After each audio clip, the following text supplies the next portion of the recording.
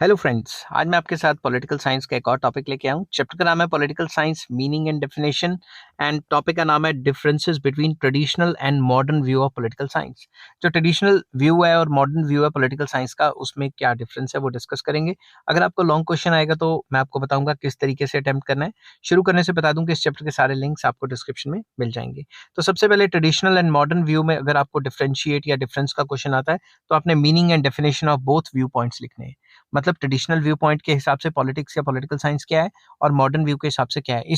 इसके ऊपर भी मैंने अलग से वीडियो बनाई हुई है और लिंक आपको डिस्क्रिप्शन में मिल जाएगा। तो एक बार आपने वो सब की डेफिनेशंस और मीनिंग लिख लिए, उसके बाद आपने लिखना है following are the differences between the traditional and modern view points या modern view of political science. सबसे पहला, traditional view point is normative whereas modern view point is empirical. इसका क्या मतलब है? The supporters of traditional view point of political science laid more emphasis on normative study।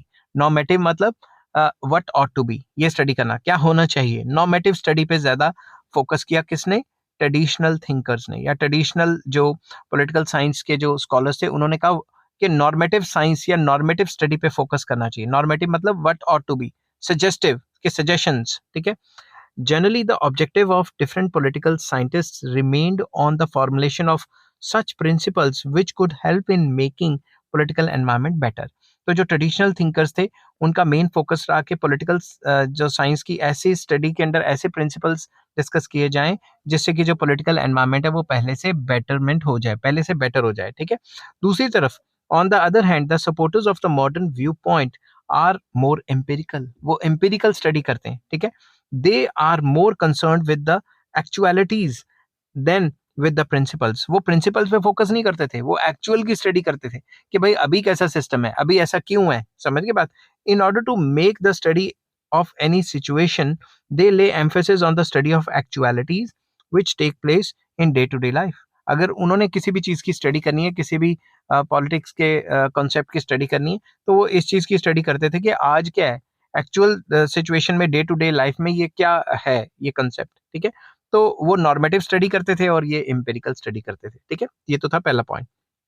Next आ जाता है, traditionalists are more concern with the future whereas modernists are concern with the present. जो traditional थे वो future में अच्छा हो जाए, अच्छा हो जाए सिस्टम, उस पर फोकस करते थे।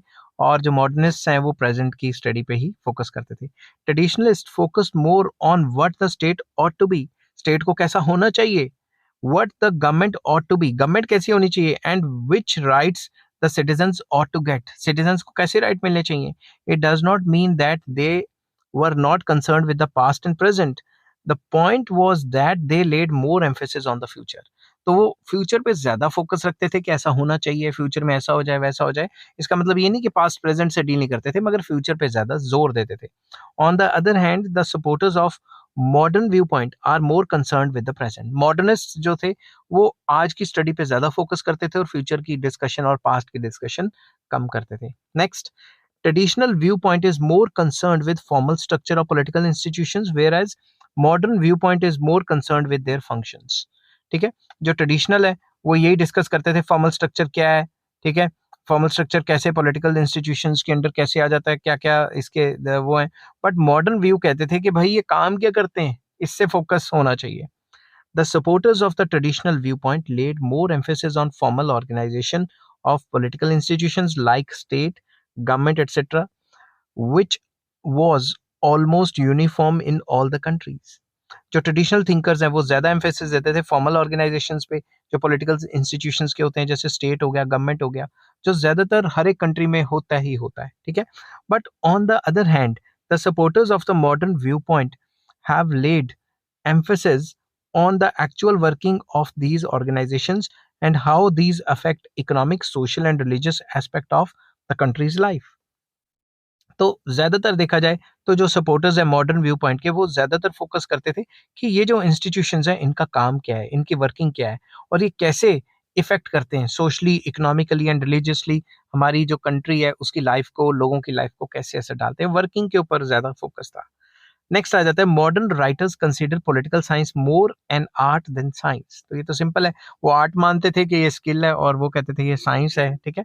There is no doubt that the supporters of both viewpoints do not consider political science a science like physical sciences। Yet there is one difference between these two. दोनों के दोनों जो ट्रेडिशनल मॉडर्न है, वो दोनों के दोनों ही मानते थे कि जो पॉलिटिकल साइंस है वो फिजिकल साइंसेस की तरह नहीं है, फिजिक्स केमिस्ट्री की तरह नहीं है, येट उनमें भी थोड़ा डिफरेंस है. That is the traditional thinkers prefer to call political science as a science. Traditional thinkers जो है वो प्रेफर करते थे पॉलिटिकल साइंस को एक साइंस कहना, ठीक है, फिर भी वो कहते थे साइंस है मगर ये फिजिकल साइंसेस की तरह नहीं है, ठीक है. And the thinkers like Aristotle, Frederick, Pollock, Bluntschli etcetera, मतलब ये उनकी थिंकर्स थी, were the main supporters of this view कि वो साइंस मान लेते थे, ठीक है. तो जो पॉलिटिकल थिंकर्स है वो साइंस को, मतलब पॉलिटिकल साइंस को एक साइंस की तरह डील करते थे, अपोजिट टू इट. मगर वो ये भी कहते थे कि ये प्रॉपर जो है फिजिकल साइंसेस की तरह नहीं है. Opposite to it, the supporters of modern viewpoint prefer to call it as an art or process. जो मॉडर्न थिंकर्स हैं वो कहते थे कि ये एक आर्ट है, कला है, हुनर है ये, ठीक है, पॉलिटिक्स या political science. According to Herbert J Spiro, politics is the process by which human community as small as two persons or as large as community of mankind deals with its problems. Today the main objective of political science is to make study of human behavior, because of which many people prefer it to call art of politics. तो वो कहते थे कि जो आजकल की जो politics है वो एक कला है, वो एक हुनर है जो कि हमें बताती है कि इंसान का बिहेवियर पॉलिटिक्स में कैसा रहेगा, इंसान का बिहेवियर स्टेट में कैसा रहेगा, गवर्नमेंट में कैसा रहेगा. तो बिहेवियरल स्टडी करते थे, एक कला मानते थे, एक हुनर मानते थे, आर्ट मानते थे इसको. Difference in respect of the approach of study, उनकी जो अप्रोच ऑफ स्टडी है उसमें भी डिफरेंस था.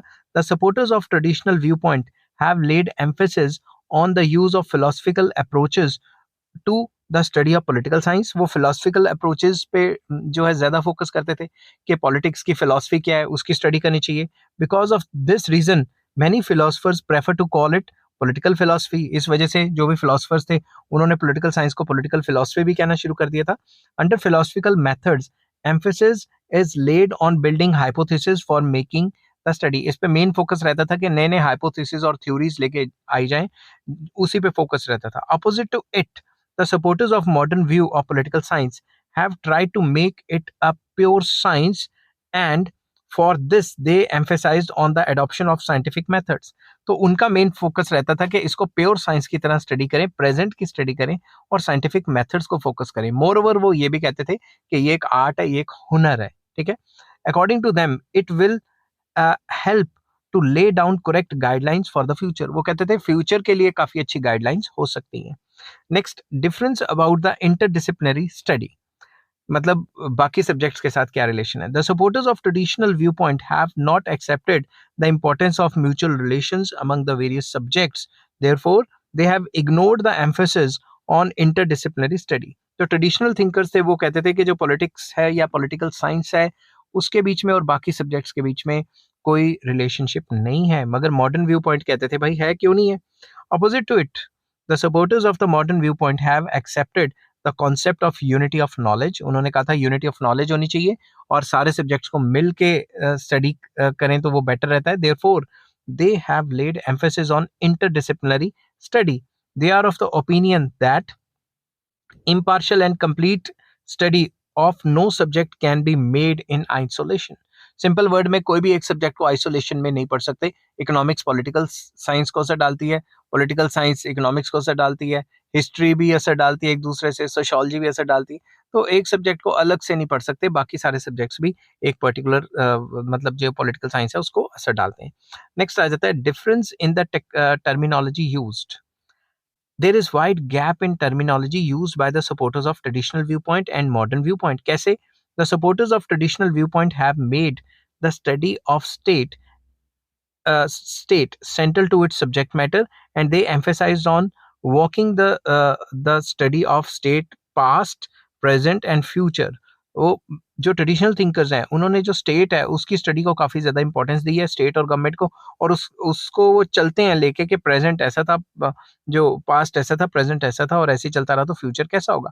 दूसरी तरफ opposite to it, the supporters of modern view point have made the concept of political science central to the study and they laid emphasis on the study of roles. तो basically जो modern thinkers हैं उन्होंने support किया political science के concept को कि roles की study को इंपॉर्टेंस देना है. कैसे?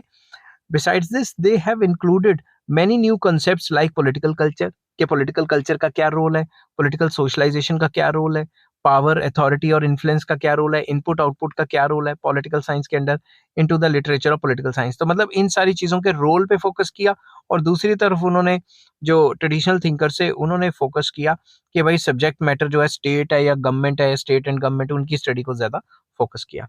नेक्स्ट आ जाता है difference in their scope. There is a wide difference in the scope of traditional and modern viewpoint. According to traditional viewpoint, the study of state and government is the main subject of their study. तो political science में traditionals कहते हैं कि state की और government की study करना ही political science का main मुद्दा है. Opposite to it, the supporters of modern viewpoint have included every subject which directly or indirectly influence the working of political institutions into the scope of political science.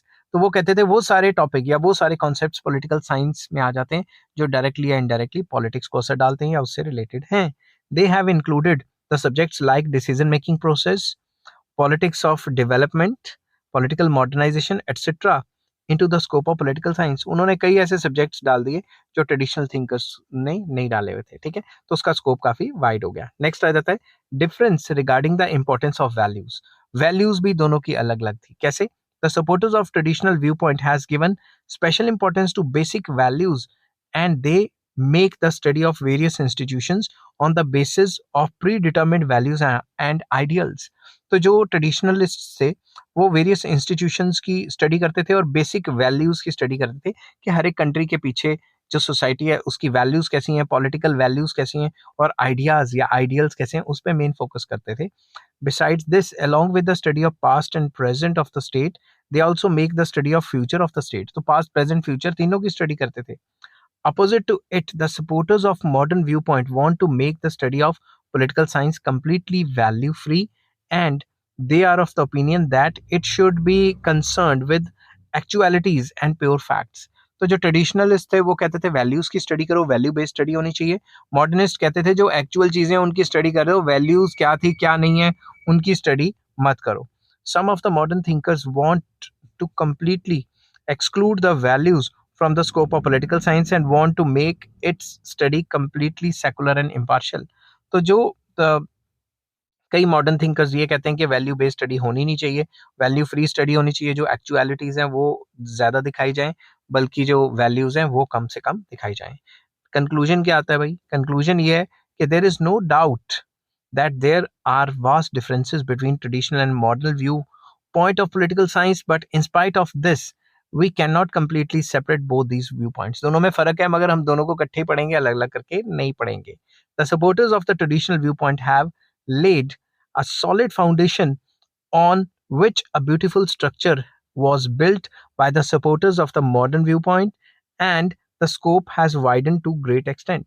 तो जो modern जो view point है वो किसके ऊपर base है? Traditional के ऊपर बेस है, और ट्रेडिशनल को बेस मानते हुए मॉडर्न में कई सारी चीजें इंक्लूड कर दी हैं जिससे उसका स्कोप काफी वाइड हो गया है.